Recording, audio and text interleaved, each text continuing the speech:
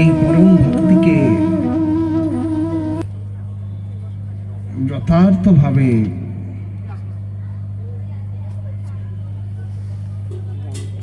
শ্রীল নরোত্তম ঠাকুর মহাশয় ওনার প্রেমভক্তি চণ্ডিকায় বারবার তিনি আস্বাদন করালেন।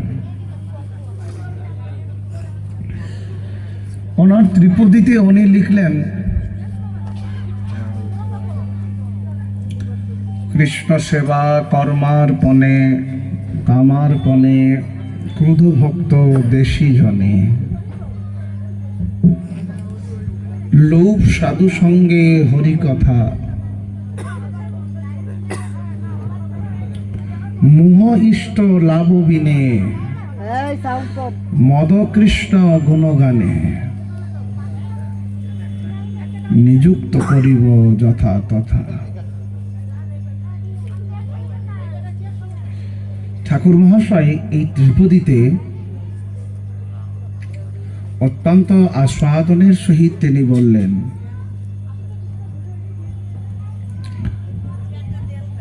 একমাত্র ঐকান্তিক শরণাগতি, একমাত্র ঐকান্তিক প্রাপ্তি কৃষ্ণ সেবাই প্রয়োজন। একমাত্র জীবের ভাগ্য, জীবের পরমার্থ নিষ্ঠা শ্রী যুগলের পাদ পদ্মেতেই হওয়া উচিত।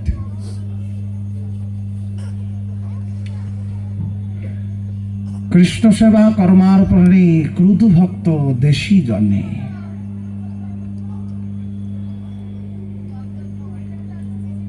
কৃষ্ণ সেবার প্রতি নিজের জীবনকে অতিবাহিত করবার নিরন্তর চেষ্টা, আর কৃষ্ণ সুখৈক তাৎপর্যময় সেবা।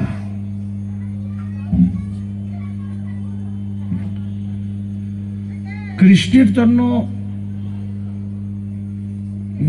নিজেকে সমর্পিত করে দেওয়া। কৃষ্ণই তো আমাদের পরতত্ত্ব সীমা, কৃষ্ণই তো আমাদের পরমার্থের পথের সন্ধান দেখা। তাহলে ওই কৃষ্ণ সুখার্থের জন্য নিরন্তর কৃষ্ণের চরণে নিজেকে সমর্পিত করাটাই হচ্ছে পরম সাধন, পরম ভজন, পরম চিন্তনীয় বস্তু। নরোত্তম বললেন, আমাদের সমস্ত কর্মকে শ্রীকৃষ্ণের চরণে অর্পণ করতে। যেই অর্পণ বস্তুর মাধ্যমে কৃষ্ণের সঙ্গে আমাদের সর্বাধিক্রমে শরণাগতিতেই লক্ষ্য দেখা যাবে।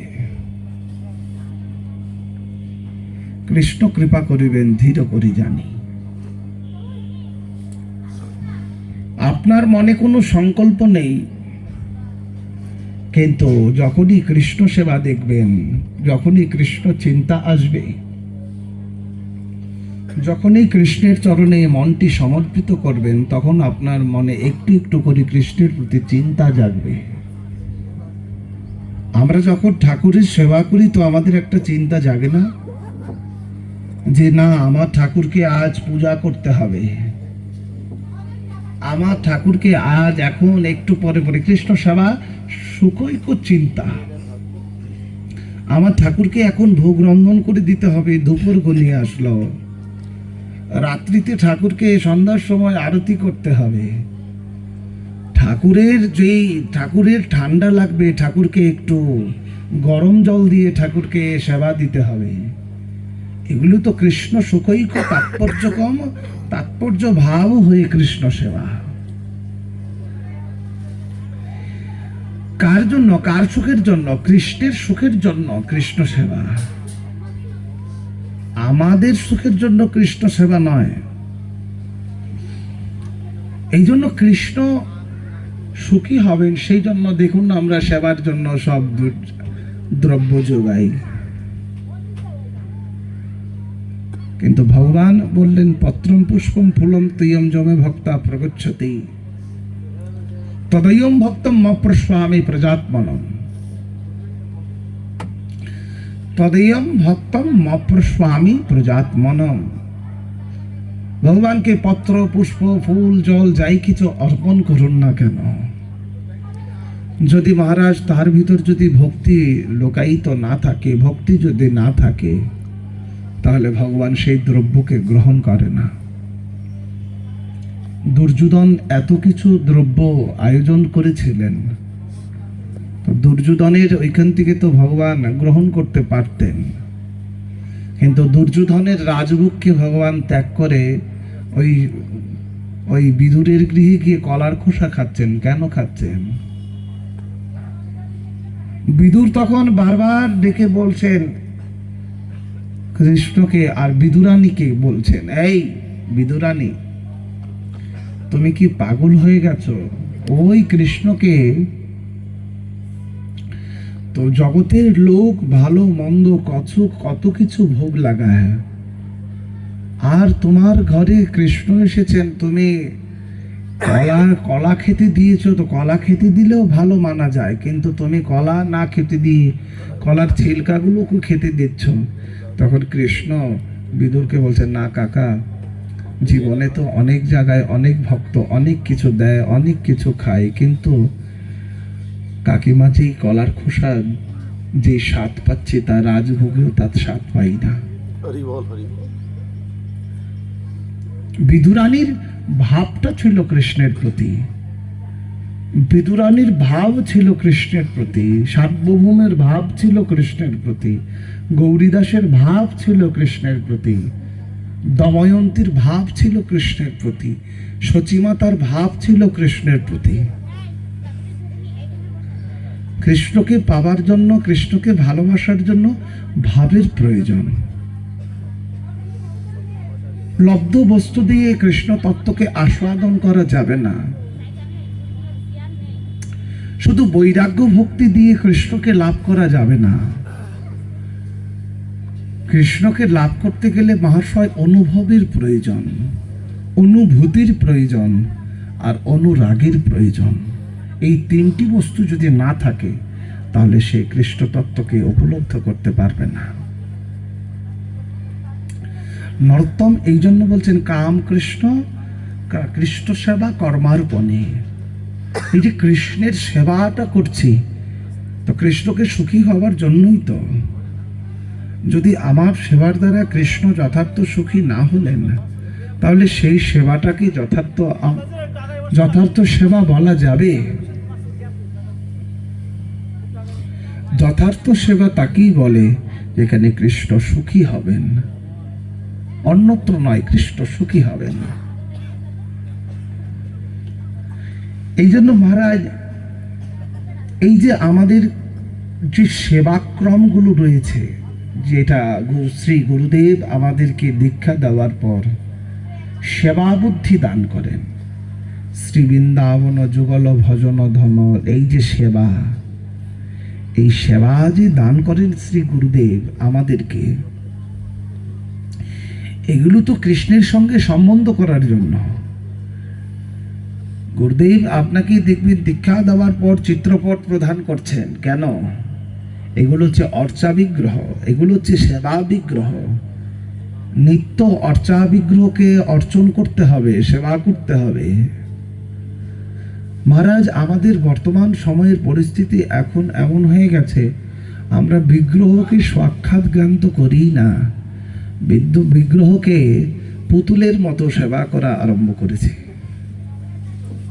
মহারাজ, বিগ্রহ কোনো পুতুল নয়, বিগ্রহ নয়, তুমি সাক্ষাৎ ব্রজেন্দ্র নন্দন। ঠাকুর সেবাটাকে পুতুল খেলা মনে করছে। শুদ্ধতা বিচার নেই, সদাচার বিচার নেই, সাধুতা নেই, বিগ্রহর প্রতি সেবার প্রতি সুখ সম্পাদন নেই। বাজারে পিতলের মূর্তি পাওয়া যাচ্ছে, এনেই বসিয়ে দিচ্ছি, মনে হচ্ছে আমি সেবা করে তা কৃষ্ণকে সুখী করতে পারছি, কিন্তু যথার্থ কি কৃষ্ণ সুখী হচ্ছেন কিনা একটু দেখুন না খতিয়ে। এখন আরেকটা প্রবণতা বেরিয়ে গেছে, যেটা আগে দেখা যেত না। ওই কি করতো, কৃষ্ণকে ওই বিগ্রহ নিয়ে এইখানে যাচ্ছে সেখানে যাচ্ছে, বাসে করে, ট্রাকে করে, মাঠে করে, যেইখানে ইচ্ছা সেইখানে। আরে এটা বিগ্রহ, এটার মর্যাদা রয়েছে, এটা অন্যত্র নয়, প্রতিষ্ঠিত প্রাণ রয়েছে। মহারাজ বিগ্রহতে কৃষ্ণ সেবা করবার, কৃষ্ণ সেবা করতে বলেন, তাহলে কৃষ্ণ বিগ্রহ রূপে রয়েছেন, কৃষ্ণ চিত্রপট রূপেও রয়েছেন, কৃষ্ণ নির্ময়ী মাঝেও রয়েছেন। হ্যাঁ, কিছু কিছু দেখা যায় মূর্তি পূজা করে যারা, মহারাজ পূজা করার পরে বিগ্রহগুলোর এমন দুরবস্থা হয়, সেই বিগ্রহকে পূজা করবার জন্য এত ঘটা, ঘট পট, কত কিছু, ভোগ নৈবেদ্য, কত কিছু, আর যেই পূজা শেষ হয়ে যায় ওই গাছের তলায় নিয়ে রেখে দেয়। মাটির জলে বিসর্জন দিলে তো ভালোই, গাছের তলায় নিয়ে রেখে দেয়। এই অঞ্চলে দেয় কিনা জানি না, অনেক জায়গায় দেয়, সানসেটেও রাখে, গাছের তলায় নিয়ে রেখে, রাস্তায় রেখে দেয়। এই অঞ্চলে দেয় কিনা জানি না, এই অঞ্চলে করে না, ভাসিয়ে দেয়, হ্যাঁ রেখেও দেয়। মহারাজ এগুলো অপরাধ। তাহলে আপনাকে পুজো করতে কে বলেছে? মহারাজ পূজা করুন তো ভালো করে করুন, যেই পূজাতে আপনার শ্রদ্ধা থাকবে, যেই পূজাতে আপনার ভগবত বুদ্ধি থাকবে, যেই পূজাতে আপনার সমর্পণ থাকবে। কতগুলো মাটির মূর্তি বানালেন আর সেগুলোকে পূজা করে ওই গিয়ে রেখে দিলেন, এটা শ্রদ্ধা নয়,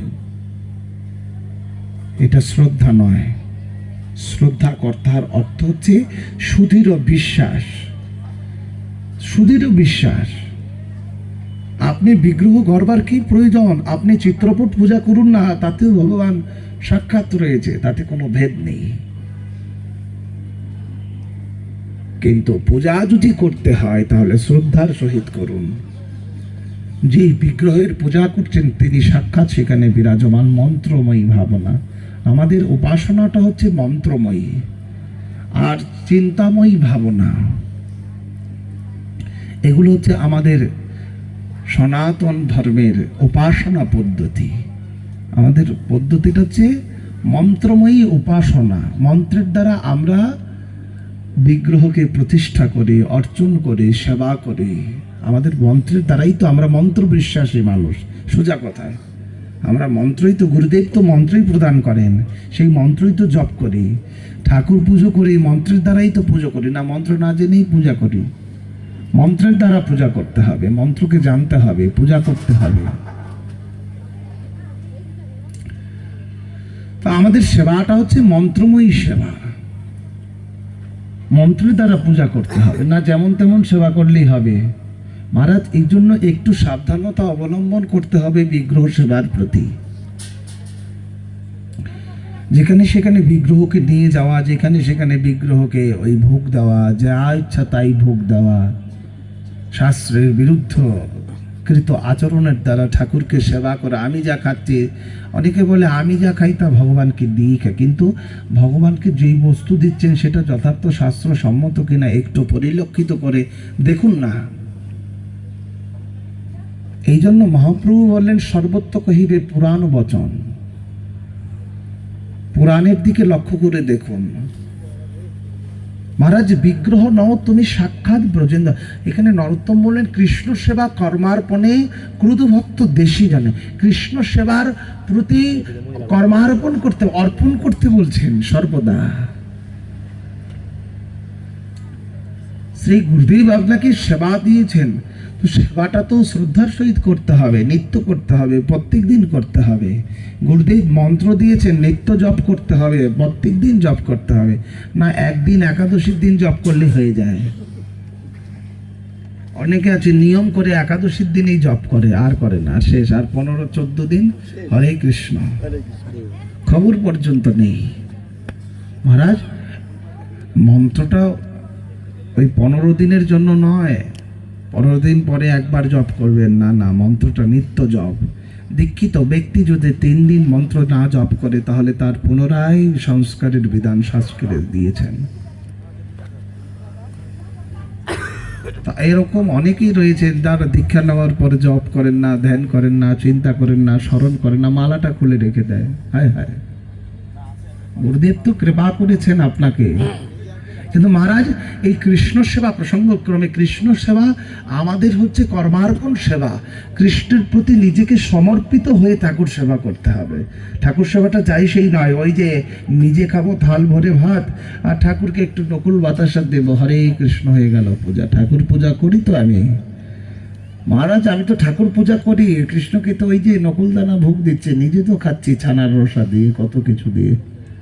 এগুলো সেবা নয়, এগুলো একমাত্র অপরাধ। সেবা তাকেই বলে প্রভু যেখানে সুখ পায়। প্রভুর সুখবস্তুকে দিয়ে সেবা করতে হবে। এই জন্য সেবার প্রতি সাবধানতা হয়ে বাজারে গেলাম, গোপাল পেলাম, 500 টাকা দিয়ে গোপাল কিনে নিয়ে আসলাম আর পূজায় বসিয়ে দিলাম। 2 দিন করলাম, 3 দিন করলাম, 4 দিনের দিন খবর নেই। এগুলোকে সেবা নয়। এর থেকে চিত্রপট সেবা করুন, তাতেই ভালো, তাতেই ভালো, তাতেই মঙ্গল আমি মনে করব। এই জন্য কৃষ্ণের প্রতি অর্পণ বুদ্ধি যতক্ষণ পর্যন্ত না আসবে ততক্ষণ পর্যন্ত সাধককে বিগ্রহ সেবা করাটা নিষিদ্ধ। বিগ্রহ সেবা করা নিষিদ্ধ। তারপরও বিগ্রহের মাঝে কতগুলো লক্ষণ রয়েছে। সেই লক্ষণযুক্ত বিগ্রহকে যদি সেবা না করেন তাহলে সেই সেবা করলে বিগ্রহ আপনার প্রতি রুষ্ট হবে। সব খুলে বলতে গেলে অনেক রকম অসুবিধা।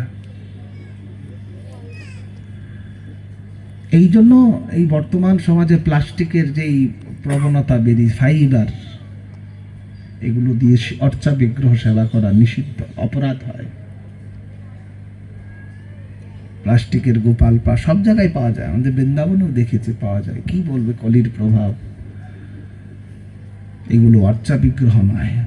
স্বর্ণময়ী, রূপময়ী, মৃন্ময়ী, চিত্রপট, এইগুলো হচ্ছে শাস্ত্রবেদা অষ্টধাতু আদির বিগ্রহ দ্বারা যদি সেবা, কিন্তু সেখানে বিগ্রহ সেবার প্রতি নিষ্ঠা থাকতে হবে, তা না হলে হবে না। কারণ বিগ্রহকে যখন প্রতিষ্ঠা করা হয় তখন ওইখানে মন্ত্রপুত করা হয় যে তোমাকে আমি আহ্বান করে মন্ত্রে। আমাদের উপাসনাটা কি? মন্ত্রময়ী উপাসনা। আর চিন্তাটা কি? কি বললাম একটু আগে, কারো মনে নেই।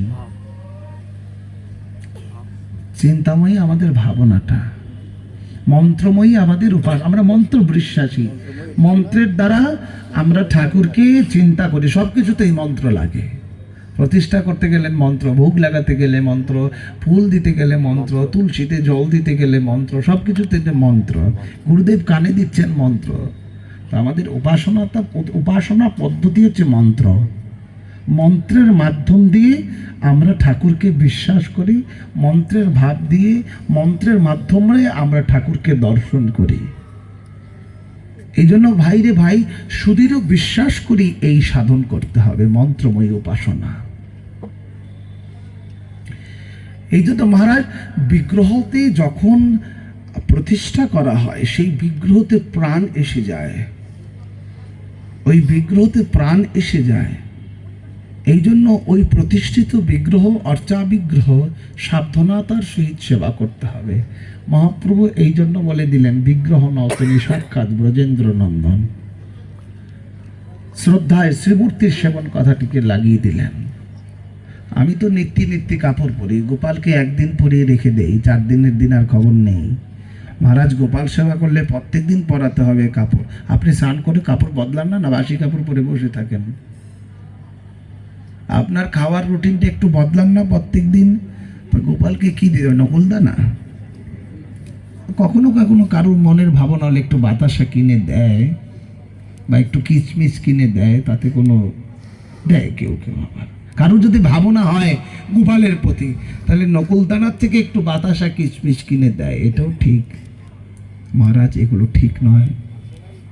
সেবা অত্যন্ত শ্রদ্ধার সহিত করতে হবে। এই জন্য মহারাজ এই বিগ্রহ সাক্ষাৎ কেমন জানেন? জনকনন্দিনী সীতা আর ভগবান রামচন্দ্র আর লক্ষ্মণ যখন বনবাসে গিয়েছিলেন, তখন সেখানে ভগবান রামচন্দ্র কি করলেন, একদিন সীতামা লক্ষ্য করছেন প্রত্যেকদিন সকালবেলায় উঠে রামচন্দ্র কোথায় যেন জঙ্গলের মাঝে চলে যায়, আর সেখানে গিয়ে রামচন্দ্র কি করতে থাকেন, রামচন্দ্র সেখানে গিয়ে একটা পাথর আছে, পাথরকে ওই ধনুষ বাণের যেই আগাটা দিয়ে ওই একটা পাথরকে মানে অঙ্কন করতে থাকে কিছু, আবার ঢেকে রেখে চলে আসে। তো একদিন সীতামা প্রত্যেক দিন লক্ষ্য করে যে এই ভগবান রামচন্দ্র তিনি প্রত্যেক দিন এই জঙ্গলের মাঝে কোথায় যায় আর গিয়ে সেই পাথরটাকে অঙ্কন করতে আরম্ভ করে। সেই পাথরটা কি? দেবী সীতার মনে একদিন সন্দেহ জাগলো যে আমার দেখতে হবে, উনি পাথরের মাঝে মাঝে, মেয়েদের তো একটু সন্দেহ স্বভাব থাকেই জানেন, এখন সীতার মনে একটু সন্দেহ লাগলো যে কি করে, আমি একটু দেখি। তো রামচন্দ্র ওই প্রস্তর খণ্ডটাকে অঙ্কন করে যখন আবার পাতা দিয়ে ঢেকে যখন চলে আসছিলেন, তখন সেখানে কিছুক্ষণ পর সীতা দেবী রামচন্দ্র যেন না দেখে রামচন্দ্রের অলক্ষ্যে গিয়ে সেই প্রস্তর খণ্ডটাকে একটু পাতার দিয়ে ঢাকা ছিল খুলে দেখলেন। খুলে দেখছেন যে এরকম কোনো মানুষের মতো আকৃতি ওই ধনুষের আগাটা দিয়ে উনি তৈরি করছেন, একটু পাথরকে কেটে কেটে কেটে কেটে তৈরি করছেন। তখন দেবী সীতার মনে খুব সন্দেহ হলো, এটি কে? হাতের মধ্যে একটা বাঁশি হাতে মনে হচ্ছে, ত্রিবঙ্গ হাতে মনে হচ্ছে, ইনি কে? দেবী সীতা তখন ওই পাতাগুলো সরিয়ে পাথরটাকে খুব ভালো করে স্পর্শ করে খুব করে দেখলেন। তো দেখতে দেখতে কি করলেন, সীতা কিছুক্ষণ পর আবার পাতা টাতা দিয়ে ঢেকে সুন্দরভাবে চলে আসলেন। চলে আসার পরে সীতা দেবী আর ওই যে গেলেন ওইখানে, ওই কথাটা বললেন না রামচন্দ্রকে। তো প্রত্যেক দিনের ন্যায় রামচন্দ্র যখন ওইখানে গেলেন, ওই পাথর খণ্ডটাকে অঙ্কন করবার জন্য যেন ধনুকের আগাটা লাগালেন, যেই আগাটা লাগালেন সেখান থেকে রক্ত স্খলিত হওয়া আরম্ভ করলো। ওই পাথর খণ্ডটা থেকে কি হলো, রক্ত পড়া আরম্ভ করলো, রক্ত স্খলিত হওয়া আরম্ভ হলো। রামচন্দ্র ভয় পেয়ে গেলেন, এই কি, এই পাথর খণ্ডটার থেকে রক্ত বেরোচ্ছে কেন, ব্যাপার কি? ওইখানে যাকে অঙ্কন করেছেন সে প্রাণবন্ত হয়ে গেছে। তখন মনে খুব সন্দেহ হলো রামচন্দ্রের। ভগবান তো সবই জানেন, তার কাছে তো কিছু লুকানো যায় না, তার কাছে কিছু লুকানোর মতো নয়। তো রামচন্দ্র সীতাকে জিজ্ঞাসা, হে দেবী সীতা, তোমাকে একটা কথা জিজ্ঞেস করব। এদিকে সীতার মনেও কৌতূহল, রামকে কিছু জিজ্ঞেস করবে। তো দুইজনেই দুইজনকে জিজ্ঞেস করে আরম্ভ করল, আচ্ছা স্বামী, আপনি যে প্রত্যেকদিন জঙ্গলে যান, সেখানে গিয়ে কাকে কার চিত্র অঙ্কন করুন পাথর খণ্ডে, একটু কি বলবেন? কার ফটোকে চিত্রকে অঙ্কন করুন ওই পাথরের মাঝে, আমাকে কি একটু বলবেন? তখন সীতা দেবী, রামচন্দ্র বলছেন, না কেন, তুমি সেই খবর জানো কি করে? তুমি কি জানো সেই খবর, সেখানে কি রয়েছে না জানে? তুমি কি সেখানে গিয়েছিলে? অনেক বলার পর সীতা দেবী তখন বলছে, হ্যাঁ স্বামী, আমি সেখানে গিয়েছিলাম। তুমি কি তাকে স্পর্শ করেছিলে? বলে, হ্যাঁ স্বামী।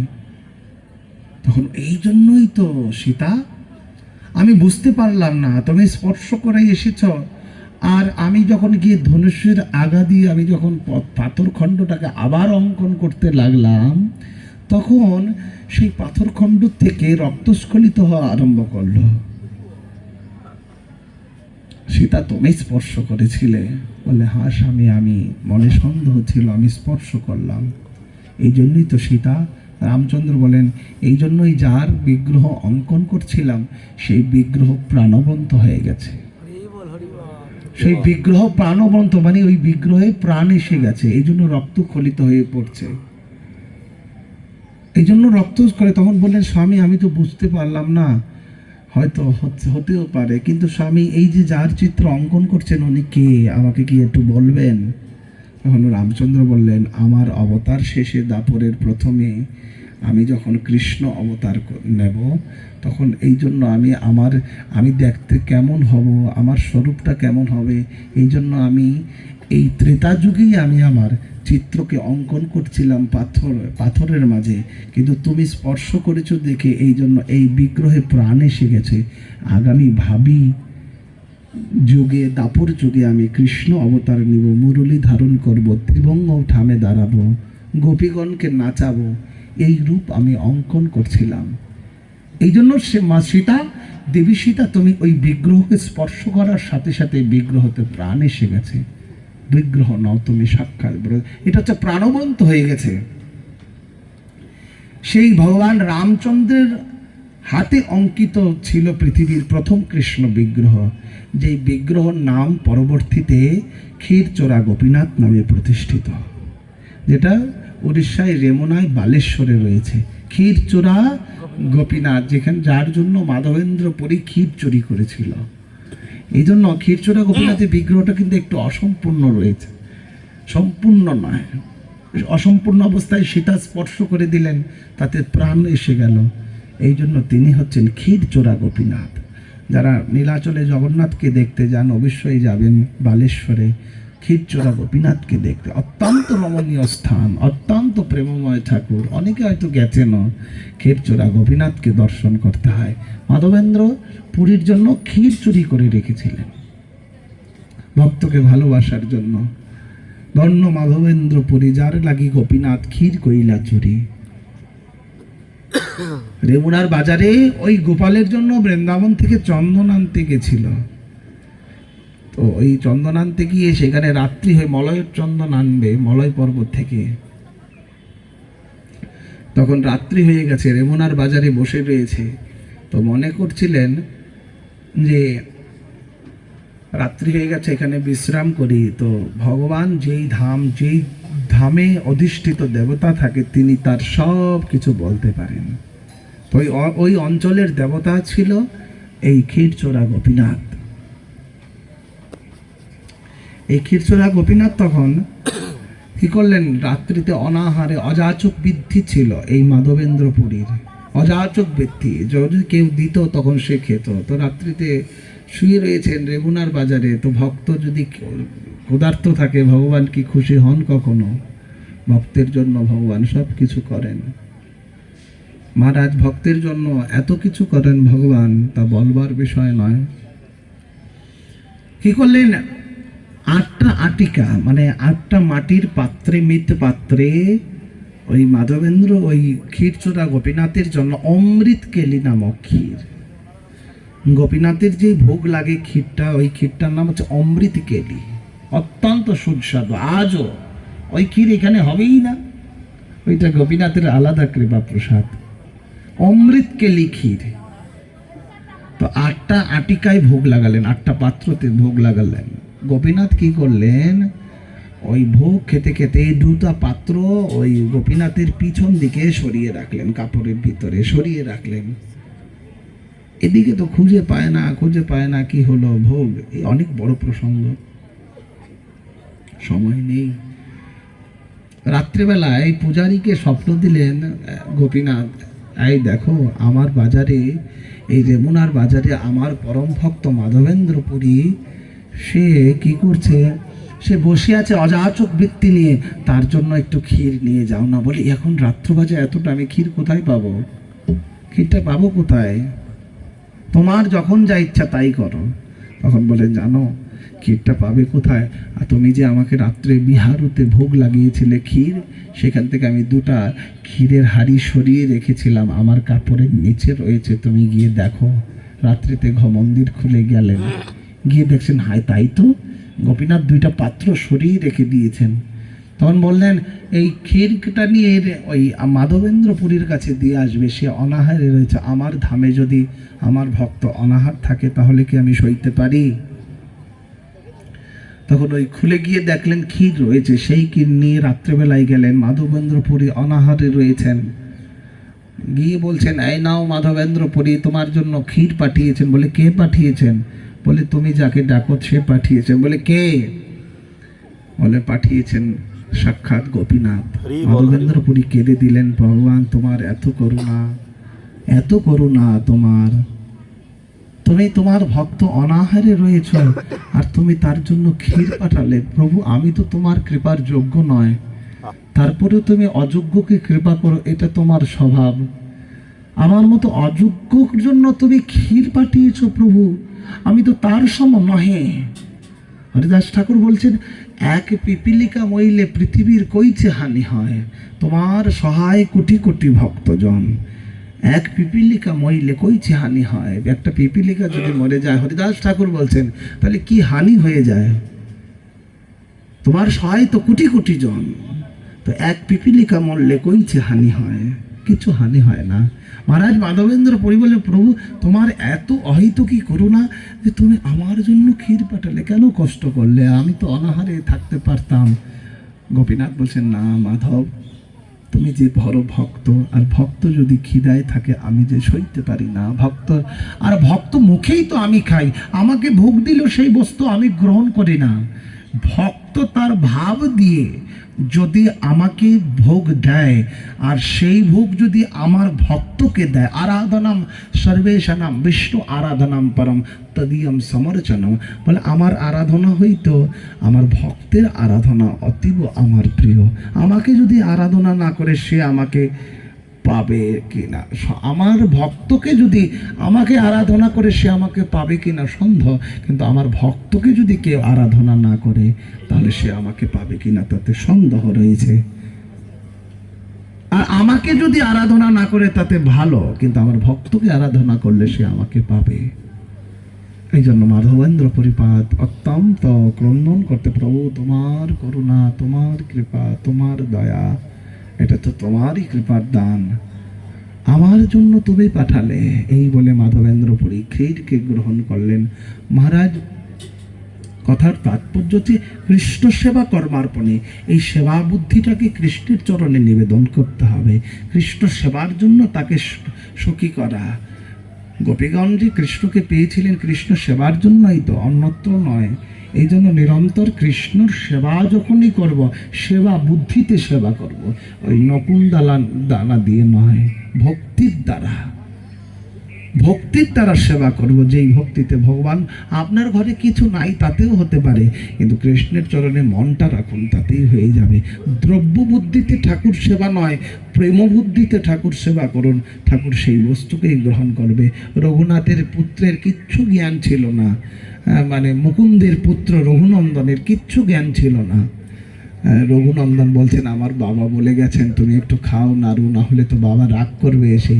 গোপাল তুমি যদি না রাগ খাও তাহলে আমি মাথা ফুঁড়ে দেব, তুমি খেতেই হবে। ভক্তের জন্য ভগবান এসে নাড়ু খাচ্ছেন। মুকুন্দ এসে দেখে বলতেন, হায় পুত্র, সারা জীবন আমি ঠাকুর সেবা করলাম, আমার হাতে তো গোপাল নাড়ুটা খেলো না, আর তুই তোর কাছে সেবা দিয়ে গেলাম, তোর হাতে গোপাল বসে নাড়ু খাচ্ছে। গোপাল, মুকুন্দ তুই ধন্য। মহাপ্রভু বললেন, পুত্র, মহাপ্রভু তখন উক্তি করলে বললেন, রঘুপিতা না পুত্র মুকুন্দ? তখন বললেন রঘুপিতা। বলে পুত্র মুকুন্দ না রঘুপিতা, না রঘুপিতা পুত্র মুকুন্দ? তখন মহাপ্রভু বলেন, না, রঘুপিতা পুত্র মুকুন্দ, যা হইতে ইষ্ট ভক্তি পাই সেই লঘু গুরু হয়। এই জন্য সেবার প্রতি যথার্থ ভাবনা থাকতে হবে, সেবাকে সাবধানতার সহিত করতে হবে। অর্চা বিগ্রহ যার যার ঘরে রয়েছে, গোপাল বলুন, রাধাকৃষ্ণ বলুন, যেই ঠাকুর রয়েছে তাকে নিত্য ভোগের পরিমাণ মতো তাকে ভোগ অর্পণ করুন, সেবা করুন, শ্রদ্ধা করুন, চিন্তা করুন, সেই থেকে ভগবত প্রাপ্তি হবে। সময় আমার বেশি নেই, হরিকথা এখানে বিশ্রাম। আবার 1 ঘন্টা পরে আবার আমাকে 5 ঘন্টা বলতে হবে। হরিকথা এখানেই বিশ্রাম। ভোগারতি কীর্তন করুন।